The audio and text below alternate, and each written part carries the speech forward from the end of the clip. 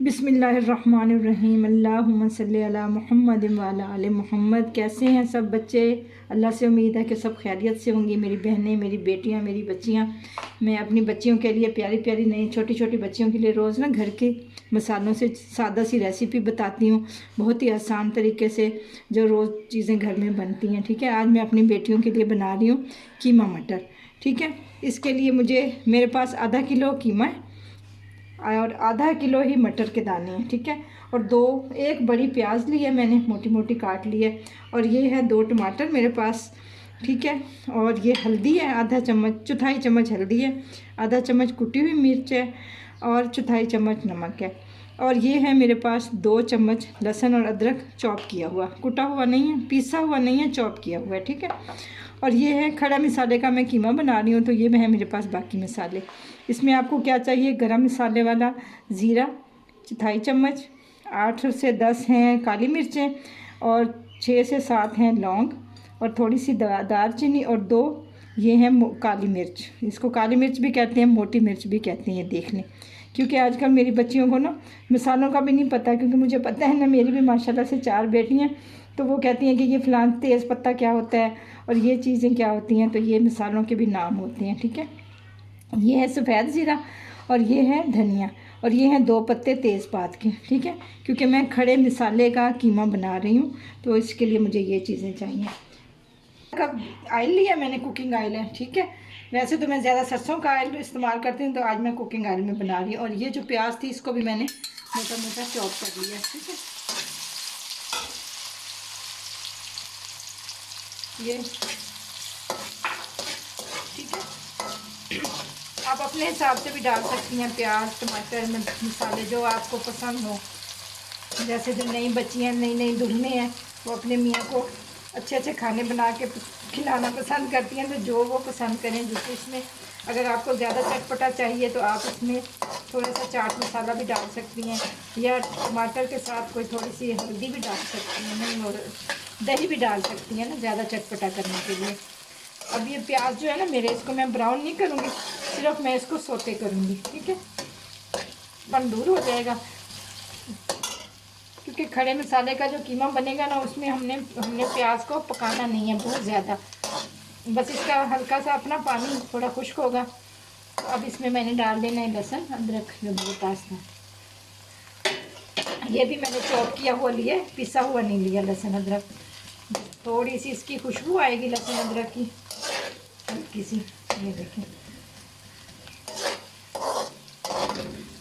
आप इसको, आपने ज़्यादा इसको भी नहीं पकाना, हल्का हल्का सा इसको ना, थोड़ा सा इसका कलर चेंज और हल्की सी खुशबू आना शुरू होगी, तो मैं इसमें कीमा डालूँगी।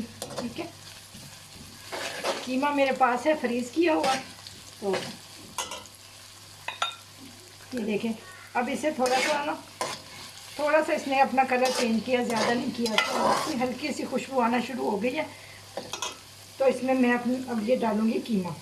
ये कीमा फ्रीज़ किया हुआ है मेरे पास। ठीक है, ये मैंने इसमें डाल दिया। ये गरम होएगा ना, तो ये कीमा फूल जाएगा। इसके बाद मैंने इसमें डालने हैं सारे मसाले। ठीक है, अभी हम इसको भूनेंगे नहीं। ये टमाटर है मेरे पास, ये मैं इसी में डाल दूँगी। ठीक है, और बाकी ये जो हल्दी है मेरे पास, ये जाएगी इसमें। ये कुटी हुई मिर्च जो मैंने बताई है आपको, वो आप अपने हिसाब से भी डाल सकते हैं, कि आपके घर में जिस तरह का सालन खाया जाओ। ये नमक है, ये डालूँगी इसमें।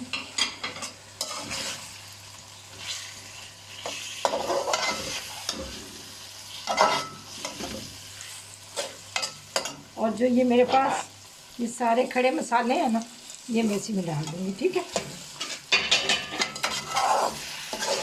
जिसको मैं थोड़ा सा भूनूँगी, ताकि सारे मसालों की ना खुशबू आना शुरू हो जाए।